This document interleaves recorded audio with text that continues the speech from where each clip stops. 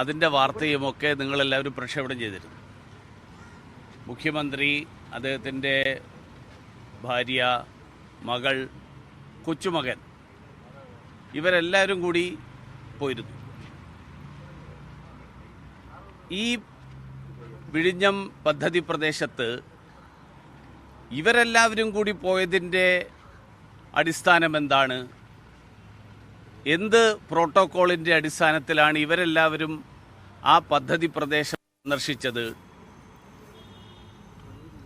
ഈ പദ്ധതിയുടെ വിഴിഞ്ഞത്തിൻ്റെ MD ദിവ്യ അയ്യർ ഈ പദ്ധതിയെക്കുറിച്ച് നടത്തുന്ന വിശദീകരണം, ആ വിശദീകരണം നടത്തുന്ന സമയത്തുള്ള ചിത്രങ്ങളിൽ ഇവരെല്ലാവരും ആ യോഗത്തിൽ പങ്കെടുക്കുകയാണ്. ഔദ്യോഗിക യോഗത്തിലാണ് പങ്കെടുക്കുന്നത്. വളരെ ഞാനോ നിങ്ങളോ ചെന്ന് കഴിഞ്ഞാൽ അകത്ത് കയറ്റില്ല. ആ ഔദ്യോഗിക യോഗത്തിലാണ് ഇവരെല്ലാവരും പങ്കെടുക്കുന്നത്. മാത്രമല്ല, ആരാ ഇദ്ദേഹത്തിൻ്റെ മകള്? ഒരു സാമ്പത്തിക കുറ്റവാളിയായിട്ട് സാമ്പത്തിക തിരിമറിയുടെ പേരിൽ എൻഫോഴ്സ്മെൻറ്റ് ഡയറക്ടറേറ്റ് കുറ്റപത്രം സമർപ്പിച്ചിട്ടുള്ള ഒരാൾ.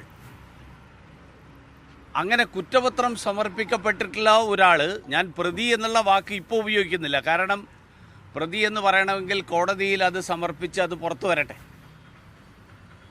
കുറ്റപത്രത്തിൽ പരാമർശിക്കപ്പെട്ടിട്ടുള്ള പ്രതിയായിട്ട് കണക്കാക്കപ്പെടുന്ന ഒരാൾ അതീവ സുരക്ഷാ മേഖല എന്ന് കരുതപ്പെടുന്ന ഒരു പദ്ധതി പ്രദേശത്ത് സന്ദർശനം നടത്തുകയും ആ പദ്ധതിയുടെ വിശദീകരണത്തിന് വേണ്ടിയിട്ടുള്ള ഔദ്യോഗിക യോഗത്തിൽ പങ്കെടുക്കുകയും ചെയ്ത വാർത്ത നമ്മൾ കണ്ടു. അതിനെക്കുറിച്ച് മുഹമ്മദ് റിയാസിനോ അല്ലെങ്കിൽ കേരളത്തിലെ സർക്കാരിനോ ഒക്കെ എന്താണ് പറയാനുള്ളത് എന്നുള്ളത് ദയവ് ചെയ്ത് മാധ്യമപ്രവർത്തകർ ഒന്ന് അന്വേഷിച്ച് പറഞ്ഞു തന്നു കഴിഞ്ഞാൽ അതിനുശേഷം രാജീവ് ചന്ദ്രശേഖറിൻ്റെ പങ്കാളിത്തത്തെക്കുറിച്ചും അദ്ദേഹം പങ്കെടുത്തതിനെക്കുറിച്ചുമുള്ള വിശദീകരണം BJP തരാം. കാരണം ആദ്യം നടന്നതിനെക്കുറിച്ച് ആദ്യം വിശദീകരണം വരട്ടെ. രാജീവ് ചന്ദ്രശേഖർ പങ്കെടുത്ത 3-ാം തീയതിയാണ്. അതിന് മുൻപ് നടന്ന ഒരു കാര്യമുണ്ട്. ആ കാര്യത്തെക്കുറിച്ചിട്ടുള്ള വിശദീകരണം ഒന്ന് വരട്ടെ. മുഖ്യമന്ത്രി പറഞ്ഞത് അതെൻ്റെ മകളായതുകൊണ്ടാണെന്നാണ്. എന്ന് പറഞ്ഞാൽ എന്താ? പിണറായി വിജയന് കേരളത്തിലെ സ്വത്ത് മുഴുവൻ തീർച്ചയായും കൊടുത്തിരിക്കുകയാണോ? വിഴിഞ്ഞം പദ്ധതി മുഴുവൻ പിണറായി വിജയൻ്റെ കുടുംബത്തിൻ്റെയാണോ? പിണറായി വിജയൻ്റെ കുടുംബത്തിൻ്റെതാണെങ്കിൽ എനിക്കിഷ്ടമുള്ള എൻ്റെ മകളെയും എൻ്റെ പണിക്കാരനെയും എൻ്റെ കൊച്ചുമകനെയും ഒക്കെ എനിക്ക് കൂടെ കൊണ്ടുപോകാം. ഇത് ജനങ്ങളുടേതാണ് പദ്ധതി. ഈ ജനങ്ങളുടെ പദ്ധതി നടക്കുന്ന ഒരു പ്രദേശത്ത് എനിക്ക് എൻ്റെ മകളെയും എൻ്റെ കൊച്ചുമകനെയും ഭാര്യയെയും കൊണ്ടുപോയതും ഔദ്യോഗിക യോഗത്തിൽ പങ്കെടുപ്പിച്ചതും എന്തിൻ്റെ അടിസ്ഥാനത്തിലാണ് എന്ന് കേരളത്തിലെ ജനങ്ങൾ അറിയാൻ ആഗ്രഹിക്കുന്നു. ഇതിനുള്ള മറുപടി വരട്ടെ.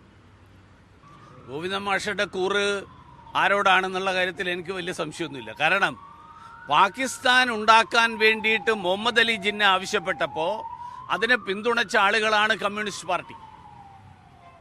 ഇന്ത്യ വിഭജിക്കണം, ദ്വിരാഷ്ട്രവാദം, അതിന് പിന്തുണച്ച ആളുകളാണ്.